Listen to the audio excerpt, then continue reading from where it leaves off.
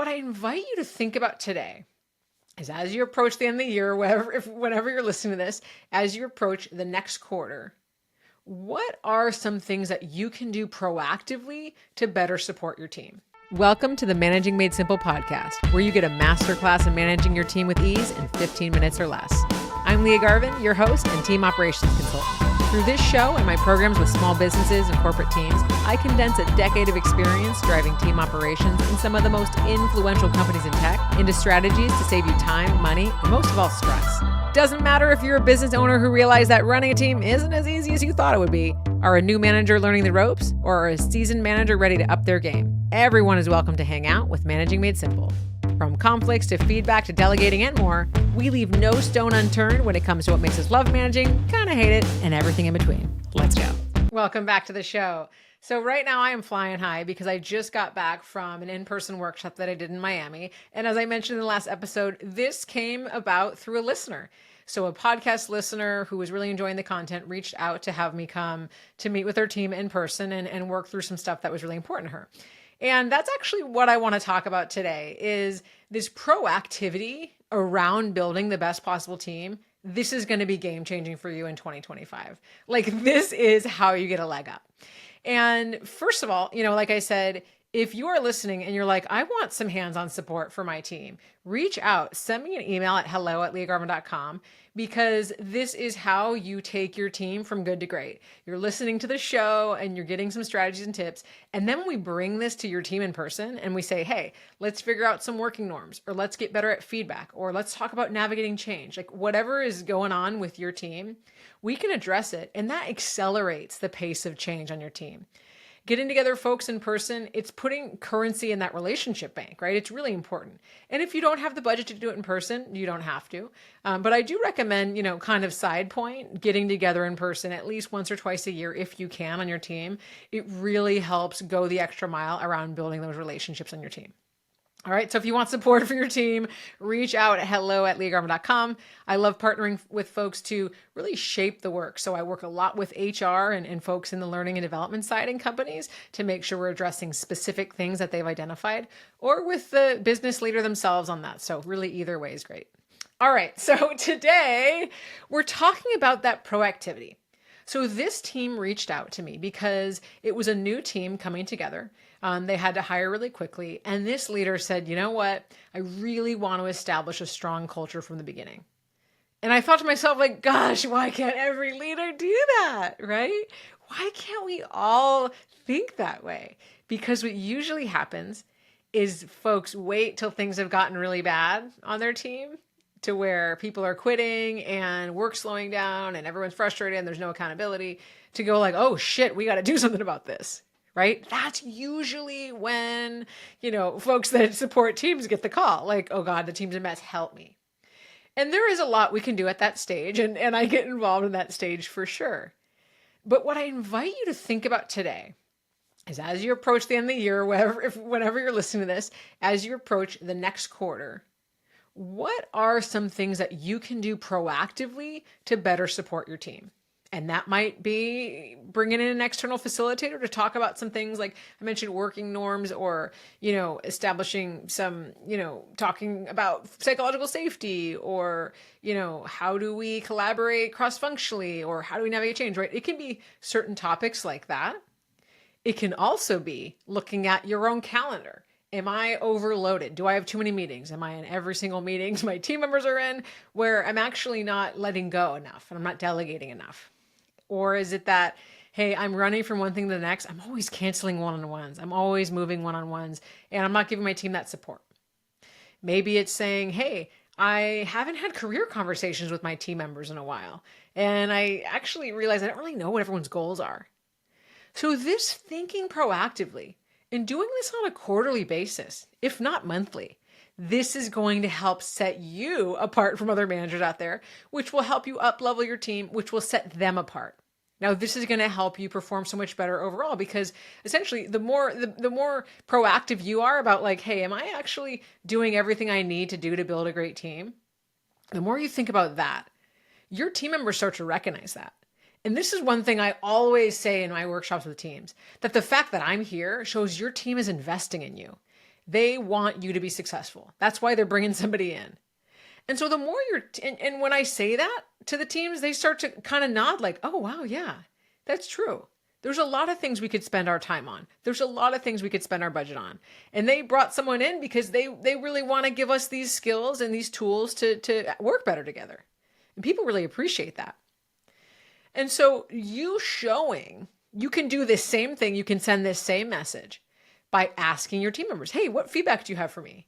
Or saying, hey, it's the end of the year or the beginning of the year, whenever you're listening. And I've really been reflecting on like, how can I better show up for my team? And what better to do than ask you? What's one thing I can do better to support you? This proactivity shows your teams, wow, like they're not just here like thinking I'm just doing the grunt work so they get paid more, right? Or that like, I'm just here to check a box. People start to be more invested. And one thing that I get questions a lot about is, how do I motivate my team members?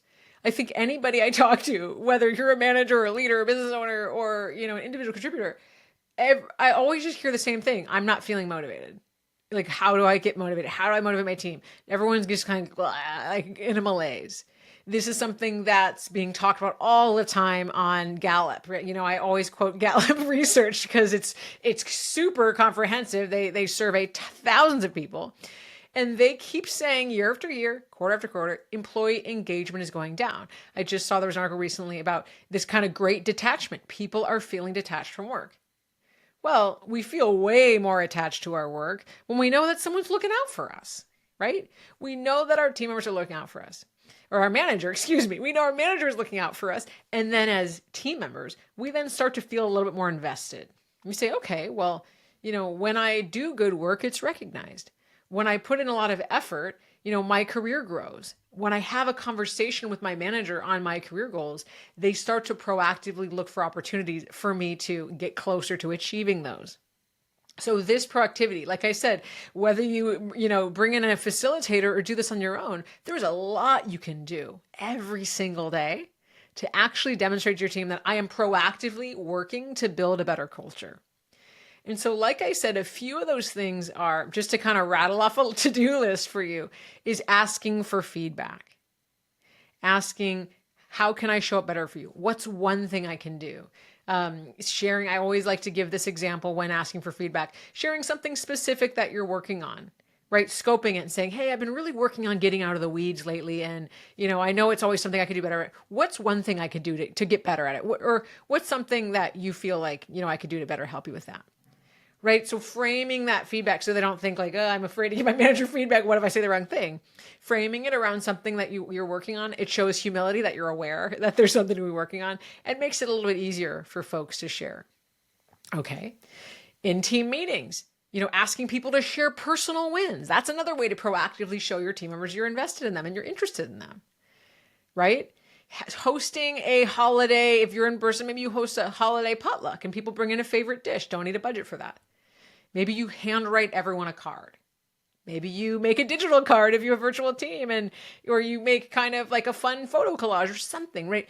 There's a lot you can do to proactively show your team, I'm really invested in building a great team, building a strong culture, and making sure you feel supported. And so that is one of the lessons that I learned from this workshop this week. This was a manager with a really high functioning team. They're doing really well. They're crushing it. And I have another client in big tech that's the same thing. They are a team that is still hiring in a space that's been kind of flat with hiring. They're growing. They're crushing their deliverables. They're featured in the media because their work is so, it's landing and making a huge splash. And they're actively investing in their team on a regular basis. This is something I don't see every day, so I like to shout it out. Because that proactivity of making a great team, the best possible team, that's actually where you get this kind of unstoppable situation. Of course, it's always worth investing when there's some bumps along the road and there's some struggles to get that team from a little bit strained to good to great to best possible. Okay, we can always do that. And if you have a really high functioning team, it doesn't mean it's not worth investing in, because that can change quickly. And that's the thing I'll leave you on is, A players, 10Xers, your stars, sometimes if they don't feel invested in, they start looking towards the exits. They're like, well, this manager's kind of coasting on my coattails. Sometimes people can start resenting it. Sometimes your star players are actually like looking for a better deal. And they're always going to be a star player. So they're not going to back off their great work, but they're wanting someone that shows up for them, right? And star players want to be around other star players. And so when you're showing, I'm investing in you, I got my eye on this team, I want to build the best possible team, people want to be on the best possible team, right? And so that is my message for you. Bring that proactivity, like, I am here to be a great leader. I'm here to build a great team. And you will see, even what you thought was 10x, you're going to get a little edge above that. It also builds so much resilience when the work gets hard. When the deadlines are piling up at the end of the year, or the beginning of the year, when it's end of a fiscal, whatever you're dealing with. This is what helps create that sense of we are in this together. Proactively invest in your team, and I promise you they will show up so much stronger. All right. See you next time. That's all I have for today. Thank you so much for tuning in to the Managing Made Simple podcast, where my goal is to demystify the job of people management so that together we can make the workplace somewhere everyone can thrive. With that said, let's spread the word. If you love this episode, please pass it along to someone who might benefit from it. See you next time.